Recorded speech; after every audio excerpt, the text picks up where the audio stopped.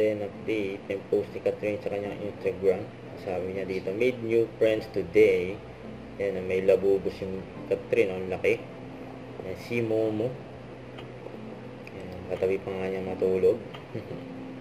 Ito yung event ni Catherine kagabi, for Greatest Wife.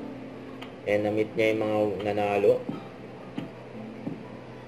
Yan, dahil mga event ni Catherine Kaya yung nanalo ng motor. At may picture siya with Catherine.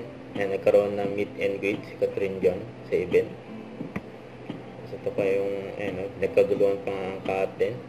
Sakay na aeroplano. Napunta sila ng Jensen.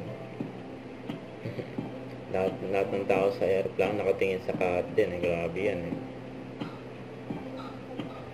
Ito yung pagbalik nila ng Manila galing Jensen. Yan, likod pa lang nila Alice sa Catherine Yan, umuwi pa nga si Alden si Catherine.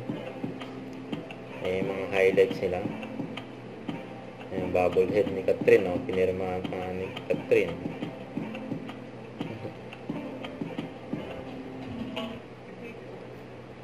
Ang buwang bibig ni Catherine, Tisoy. Tisoy, parang ano siya. Siya ng Tisoy, can you chill? Pag si Tisoy kausap. Tisoy! Para si Tisoy. O pagkala na si Tisoy. Huwag kalimutan mag-subscribe, click ang notification bell para update ko po ang with your reaction. Like, bye guys, thank for what